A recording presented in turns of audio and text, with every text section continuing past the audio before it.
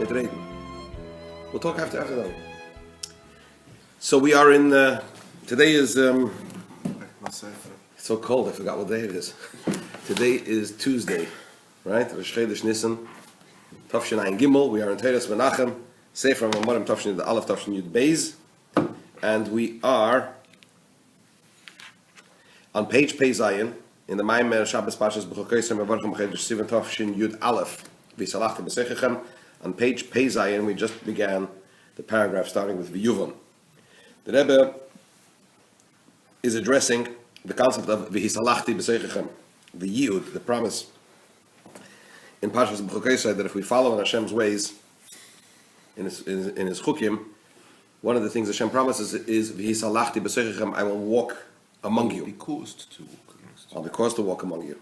Correct. It's his spoil, which is an indication, the Rebbe says, that this is an unusual type of walking, which consists of two components. Number one, it's constant, and number two, it's a combination of walking milmaila lamata and milmata lamaila. It's an ascent and a descent, both at the same time, which means to say it denotes the taftain, the one below, the creature, us, ascending up to Hashem, and at the same time, Hashem descending down below to us. I've explained quite at length that each one of these two types of walking in themselves has a quality that the others don't possess, and there are conditions that are required in one and not in the other. When one ascends, you need, number one, you need to know the way. Number two, you need a lot of strength, or you need special clothing, and number three, you need a lot of strength. Whereas when you descend, none of those conditions really apply. And then I've explained that when we talk about the descent, where the clothing is not important, it's not only that the garments and the clothing of the one that descends is not really that important, but also the one that he descends to.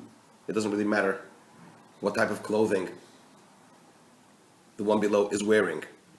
Metaphorically, this refers to the neshama lamata, the neshama down here, that the levushim of the neshama, the garments of the neshama, which as the Alter Rebbe explains in Tanya is what? Machshava dibur ma'aseh, are not really that important, meaning to say that the descent doesn't really depend on the one below drawing down the one above. Rather, it's on the initiative of the one above that he comes down.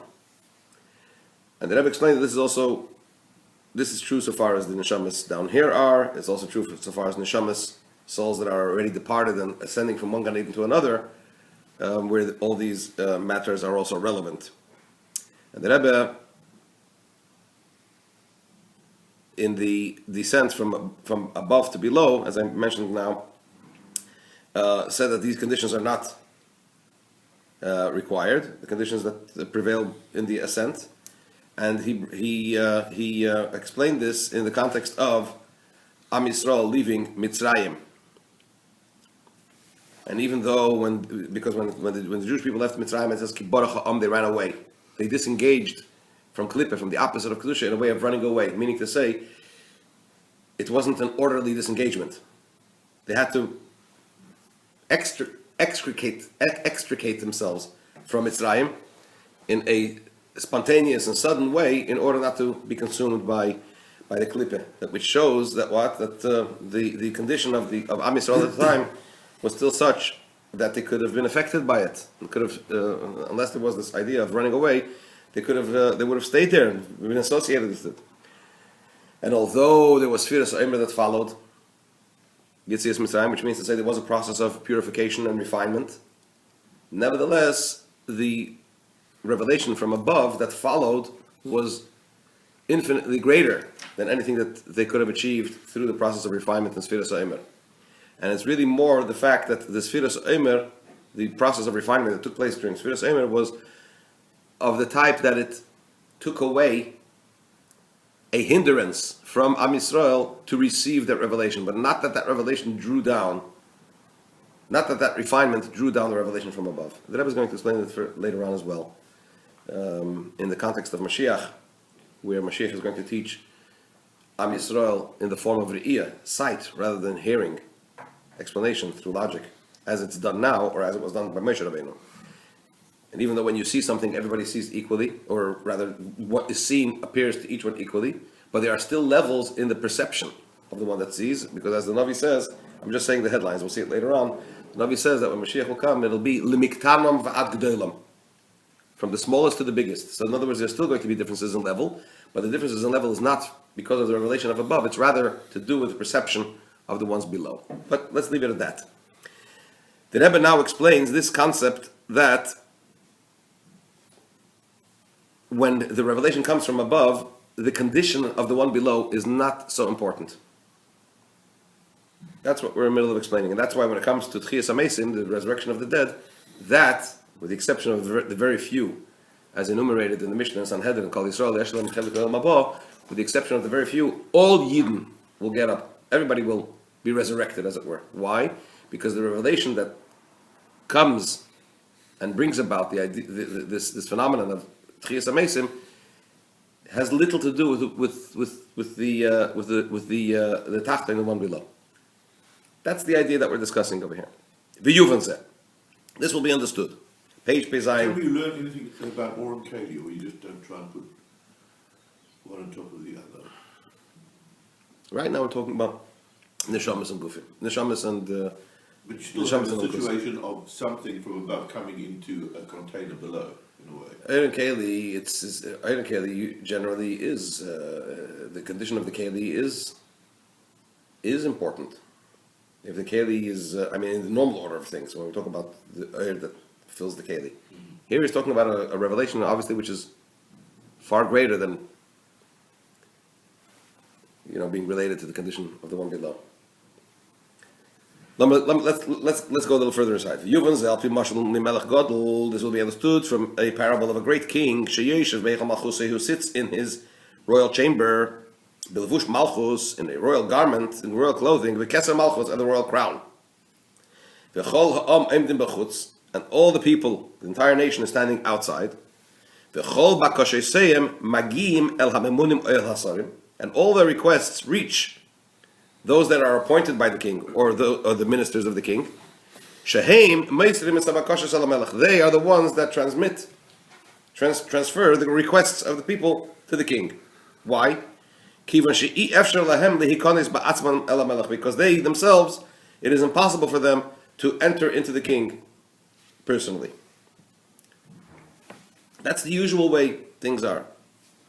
That's the normal order of things. And even if there is someone who does merit to enter into the king, there are limitations until what point he can enter.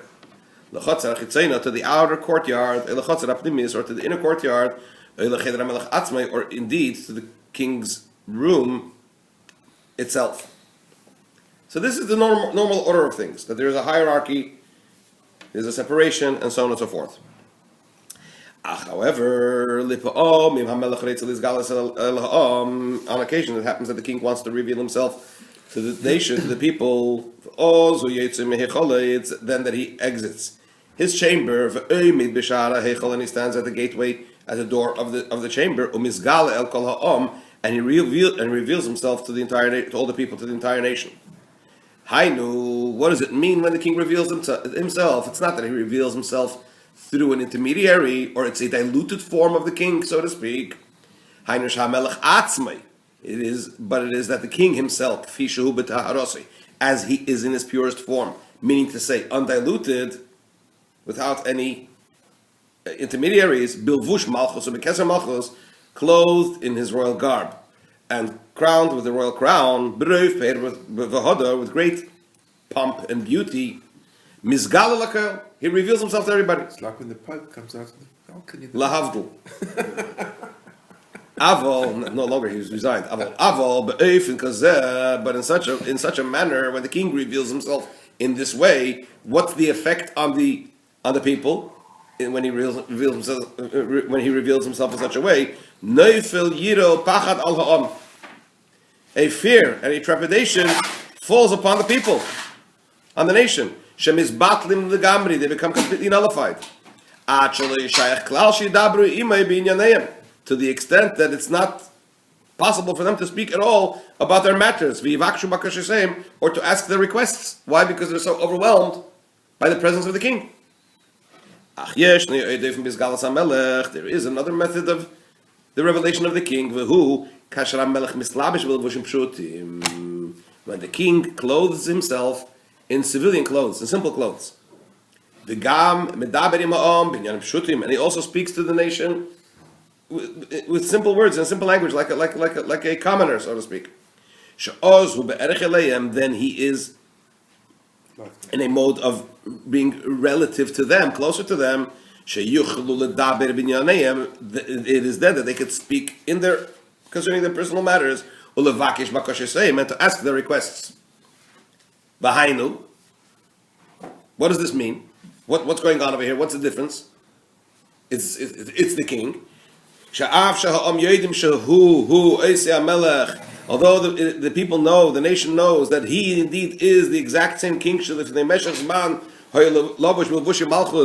who a short while ago was dressed in royal clothes and in the royal crown. It's the same king, and they know that he was shortly before that in a different dressed in different clothing, which, as mentioned before, when he had he appeared that way, they would have been completely blown away. They would have been completely nullified. Nevertheless,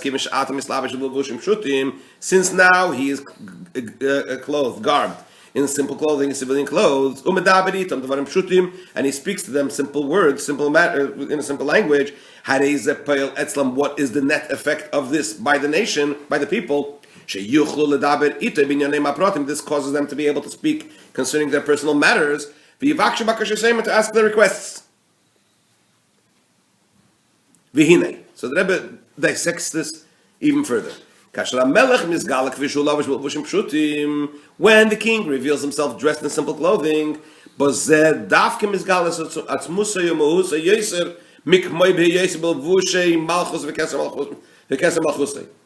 it is specifically then that his essence and his true being is revealed to a greater extent than had he been garbed in royal clothes and with a royal crown.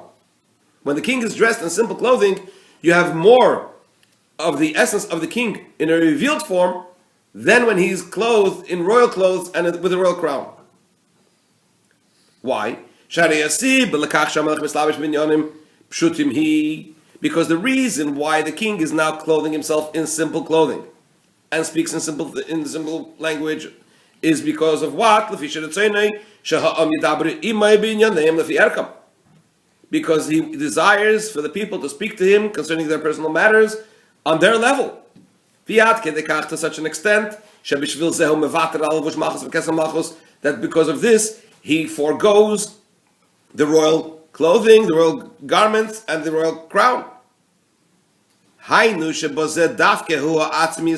Which means to say that it is specifically in this that his essence is expressed. And therefore,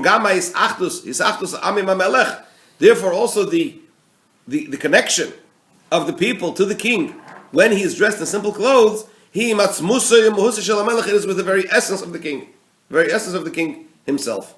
In other words, when the king is dressed in his royal garments, what's the difference between the king being dressed in his royal garments or in simple clothing? It's the same king. Why here are they able to relate to the king, and why here are they not able to relate to the king? They're not able to relate to the king because of the levushim. It's the crown and the garments that cast this awe. Right? So in other words, dafke, where it seems, specifically where it seems that the king, as it were, is contracting himself, is lowering himself to the people, this in fact is the actual revelation of the king's essence more than his, quote, hiding behind his royal garment and his royal crown. How does this play out, Lamaila, concerning Hashem? The example of this will be understood above, meaning to say concerning godliness. The revelation that took place, the revelation of godliness that took place at the giving of the Torah is, for example, similar to the revelation of a king with his great pomp and ceremony, with the whole royal parade, so to speak. Shalachein poal gili zeh bitul gomer. That is why the revelation of Matan Torah caused total bitul, total nullification. Because what happened when Hashem revealed himself and started saying Anochi Hashem Elokecha? Okay, Maimed, as our sage is saying in Gemara Shabbos, I'll call dibur v'dibur porcha nishmasam. Every time Hashem uttered a dibur, a word, what happened? The souls of the Jews flew away, expired. That's even more than Big Time Malchus.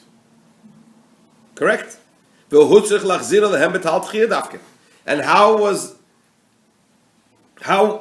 were the Yidden resurrected? Says the Gemara, through Tal Tchiyah, the same dew, the same material or potion that Hashem is going to use when Mashiach will come to cause the resurrection of the dead. He had to use that to revive the Jews at Matan Torah when they expired as a result of his great revelation. So that is the revelation that took place when? At Matan Torah, the giving of the Torah. But there's another form of revelation. But the idea of fulfilling mitzvahs with physical objects. After the giving of the Torah,